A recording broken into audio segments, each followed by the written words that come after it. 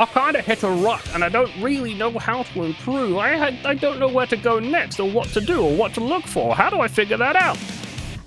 Let's talk about it. Ladies and gentlemen, hello and welcome to Guilty Gear. I really need to stop doing Sty's old intro as well. It got baked into me when I did videos for him a while back. Anyway, hello, welcome. First thing that's first, I want to ask you a question. Well, I've got some replays playing in the background, but listen to me for a second. I want to ask you a question now. Are you developing anything? Are you like working on anything as a player? Are you trying to like add something to your game plan? Are you trying to add something to your play? Are you running into a roadblock? Are you like, do you have a big string that you like doing? I used to do this all the time. I had a Amelia string that I like doing, which was close slash into 6H into generally like command dash or something, but it's mostly just close slash into 6H over and over and over again. And I used to do that all the time, and I got blocked, and all the options out of it were getting blown up or getting punished or failing, and it was really bad. And it took me a while to figure out, hang on, I need to change something on that. And that's kind of the subject of today's video, which is, where do you look when you're looking for improvement? How do you realize that you need to improve? What do you do? Where do you go? We're going to build it up from the very bottom, the very basic, like first time playing a fighting game, all the way up to my level, where you're looking for very specific things in terms of how to improve. So, first things first. The best analogy I've always heard for learning a fighting game is picking up a musical instrument. Unfortunately, I've never learned how to play a musical instrument. I'm a bit of a nerd. I'm more of a right brain person, I think it's right brain. I'm more into my maths and science. I do like my art and like creative writing and drawing, but in terms of music, I've never been a music player, right? That's always been my brother. Now, when you learn a fighting game or you watch a fighting game, like let's say that you got into a fighting game because you watched a tournament once and you thought, man, that looked really fun, that looked really cool, they look so rad. Soul bad guy, he's so cool, he's cool bad guy, and he does really big, fancy, cool looking combos. I want to go and learn to do those. And you bought Guilty Gear Strive, you fired it up, and it was terrible. You've done the equivalent of going, man, this Moonlight Sonata thing is a banger. Or Chopin is like incredible. What a cool piano player that French dude is. I think he was French, I don't know. Music nerds don't come at me. And you go, man, I'm gonna go play that. And you buy yourself a piano and you put your fingers on the keys and horror comes out. What's important to realize is that's you when you play a fighting game and you boot up training mode and you try and do a big combo when you can't really get your half circle inputs down reliably, for example. When someone learns a musical instrument, they get taught, you don't even get taught chords. You get taught, you sit down and you have to go and play like da da da da da da da da da da da da da, like, and you get taught where to put your fingers and how to rest your hands and how to sit properly. Then you get taught chords, and then you get taught chord progressions and all this kind of stuff, and it goes from there into concepts that I don't know. Same thing with drawing and with art. You see like a really cool drawing, you see like, oh man, I want to draw like Da Vinci does, and you go and you sit down and you get a tablet or a piece of paper out and you start drawing and it looks like a monster, it looks horrible. It's because when you go and you actually try and learn how to draw, you have to go and draw boxes for like 3 years. That's not actually true, but you go and you learn how to draw boxes and shapes and geometry more than you learn how to draw real people, because you need to sync your brain and your hand. You need to learn how to sort of get smooth lines and get control of the lines and that kind of stuff. Exactly the same concept with a fighting game. When you're at the early stage, your biggest priority needs to be getting comfortable with the buttons, with moving around on the screen, with getting the basic inputs right where possible. And you need to constantly develop that skill. Like someone who's drawing, like someone who's playing an instrument, you need to get your hand placement right, you need to get your lines as correct as possible. You need to constantly be working and developing on that. I still need to work on my super inputs, especially on the player 2 side, for example. There's always something you need to be developing. Where it gets more complicated is when you've got that down, where you can actually very easily realize what you think should happen and what's happening on the screen are kind of the same thing.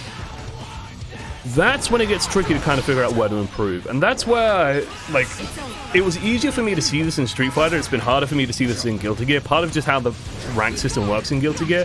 In Street Fighter, it was much easier for me to visualize. It might be easier for you guys to visualize if you're on like 4, 6, 7, for example. You might have an easier time figuring this out. But basically, progression, I find, in fighting games works in sort of peaks and plateaus. So what ends up happening, we'll move to the next replay before I finish this point. So what ends up happening is, let's say you go and you play ranked, you fire it up and you do your placement and you get put on floor 5. And then you go and you play some games and you lose a bunch and you get put down to floor 4. And then eventually you start playing and you get comfortable enough and hey, look, you're going up. You get comfortable with the buttons as you play and suddenly you're on floor 5, you're on floor 6. And then you stay on floor 6. And nothing really seems to be changing. And what you're doing, you're winning games, but you're also losing games. And that's where it gets tricky because you need to figure out, okay, what's going on? Now, the big thing I suggest you look for, and like this is how I've always done it, is look for the most common situations. So if you have a string that you really like doing, like the Millia example I gave earlier, if you have a situation that you run into a lot where, you know, you don't really know actually how to get a lot of value out of Oki, when you knock someone down, you stand over them, you do a meaty hit, and then it doesn't really turn into anything. You don't really get to do more damage. You don't really get big things out of it. Maybe it's time to look into developing something there. And it's not a one-size-fits-all solution. I can't just tell you, okay, at this point, go and work on your combos and get a bigger damage combo and get a unique punish for a DP. Like, this isn't a one-size-fits-all problem. This is a thing you need to go through your replays, or you need to just watch as you play and go, you know what? People are blocking what I'm doing a lot. Maybe I need something to just make them stop blocking. And that's where your mind needs to be. So an example for me would be during my Nagoriyuki pressure, I noticed that people were just back jumping. They were just basically doing what's called a fuzzy jump out of the pressure quite often, where they would just hold back and then sort of jiggle upwards after a microsecond, you know. So if I threw out a button and hit them, they'd block, and if they didn't, or if there was no button, they'd just jump out and they could jump away from the command grab and stuff like that. And I just needed to go, hang on, I just need a way to stop people from doing that. So what I came up with was I could dash forward. I practiced this. I literally went into training mode, set the AI to do a jump after blocking. I'd hit command dash forward, and then I just jump and throw them. And I just did that over and over again while watching a YouTube video. Like watching this one. You could be doing something right now, just practicing it over and over again. And it's not difficult to set yourself up to do that kind of thing. So if you're getting blocked a lot, or if you're getting thrown out of pressure, or if you're getting like, if they're wake up DPing you constantly and you're getting used to blocking it but you're not getting anything out of it, well, that situation happens commonly enough that you should develop something to deal with that. And as long as you stick to this process, as long as you keep going through this process of watching your games and just watching the common situations that occur and going, hang on, I need something to make them stop blocking. I need something to make them block. I need something to make them respect their situation and not mass jab. I need something to make them stop hitting me. I'm constantly blocking. How do I get out of that pressure?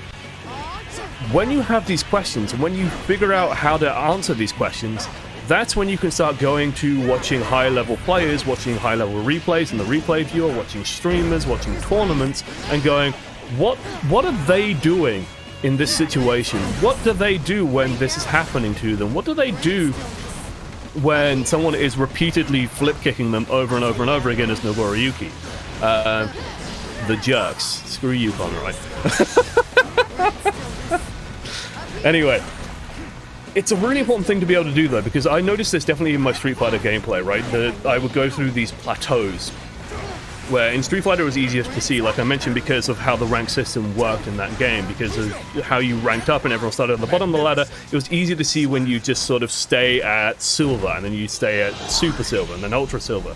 And every single time I found that plateau, I'd go, okay, I just need to go and find something else, something just to add into my gameplay, into my game plan to develop it a smidge more. Here's the cool thing about this method, right? So, as you're playing and getting better, there is an important part of that sort of you're ranking up and you're just playing the game. When you're just playing the game, you're probably having a little bit more fun. It's a lot of fun just to sit down and play the game. It's important to just sit... Jesus, that was a bad burst. It's important to just sit down and play the game. Like, it's very, very important to just sit down, play the game, and have fun with it. You're not always constantly, like, training for EVO. You can just have fun playing the game. That's fine. Never take on the mentality that you have to constantly be, like, working at some super sweaty hardcore grind. That's not how this works. Have fun with the game. When you are looking to improve, sometimes just playing the game is a big part of that improvement. Just getting more comfortable, having more things kind of just working automatically so that you can free up your mental stack, so you can free up your mind and go, okay, now I can see that they're doing this. A good example is the Axel matchup. The less I have to think about what I'm doing, the more I can just watch the Axel and go, okay, he's doing this, I need to do this. He's doing this, I need to do this. And because I know enough about Axel, I know how to move around the screen to get past a lot of his stuff. I don't have all the answers, but I have some answers. So I can kind of deal with some of the stuff that he's doing. And then eventually at some point, you'll just kind of stop ranking up. You'll stop sort of gaining a lot of wins. And that's when you need to start thinking about this stuff. And it could be matchup specific information that you're missing. If you're fighting a lot of souls and you don't know how to deal with the gunflame, like his pressure into gunflames, fast slash, heavy slash into gunflame, go and research that, figure out an answer to deal with that pressure. If you don't know how to deal with Bandit Bringer from the air, go and figure out how to deal with that pressure. Like, adding little things here and there will suddenly just start opening up avenues for you to find more wins. And that's kind of the important part, is to be looking for where the problems are. And in finishing, I guess I want to say that this can be a quick process, or this can be a slow, long-term process. A good example is this Faust play. This is one of the more interesting Faust players I've played, because the Nagoriyuki versus Faust matchup is extremely obnoxious, it turns out, because Faust can just play zoning. Right, he can just sit back and throw things all game long, and the Nagoriyuki has a really hard time dealing with it. And in thinking about the matchup, I came up with a few solutions that I sort of figured out and learned a little bit more about the matchup. That the win condition for Faust is actually pretty straightforward. It's to be on the opposite side of the screen when Nagoriyuki is on high blood. Right, so you can see my blood meter over that way. It's pretty high up. That means I can't move. That means I can't command dash. It means I can't really use my specials. It means that I'm kind of stuck. And because I'm stuck, he can just throw things all day and be very, very safe about it. And if I try and walk forward towards him or jump forward towards him, he can catch me out with buttons. He can catch me out with jump heavy. He can I think that's his jump heavy, or that is jump dust. I can't remember. But he can catch me out quite easily with that kind of stuff, right? If I just save my blood and use command dashes, which don't cost you a huge amount of blood gain when you use them, then I can move around the screen a little bit more. Then I have more freedom. Then I can actually do more and fight more, and I have more fun in this matchup. But because I was like rushing through all my normals, I had a much harder time. And this was literally over the process of just fighting one Faust a couple of times, and I was like, hang on, I've learned something about this matchup. So the next time I fight a Faust, which admittedly isn't super common, I know a little bit more. And hopefully I'll win a little bit more. And I'm at the stage now where I'm kind of developing my game plan, even with my third character, Nagoriyuki. I'm developing my game plan more specifically, but I've been steadily over the past few days just adding different things to my game plan. I'm starting, one thing I want to add to my Nagoriyuki game plan, for example, is hitting 6H on the ground a lot. Like, it seems like actually a really important thing. It's going to open up a lot of avenues for me. As the police come to arrest me. I don't know if that siren's coming through, but it's very loud outside. I'm trying to record here, people. Can you not? Thank you.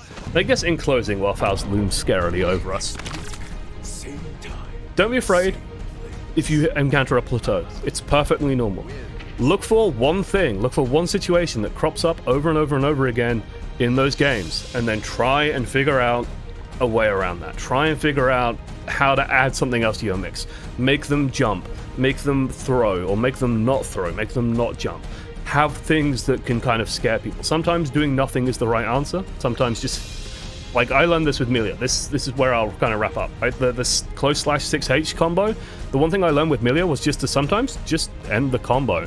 People are scouting for you to do a special move afterwards. If you don't do a special move afterwards, you can just run in and re-pressure. And when they're scouting for the special moves and you just do that, suddenly, well, now they need to press buttons because they don't want you restarting your pressure. That's really bad. So then they're pressing buttons. Then they're vulnerable to frame traps. Then they're not looking for the command dash quite as much. Then they're not looking for all these different places. And by varying up the strings that I was doing even more, suddenly I'm doing a million different things on the offense and they can't keep track of them all. So look for the common situations and look for something to add for it. And I guess that's homework in a way. Your homework's also just to have fun playing Guilty Gear, because that's important too. Otherwise, I've been Justice, one voice amongst many, and I'll see you on the next one. Toodaloo.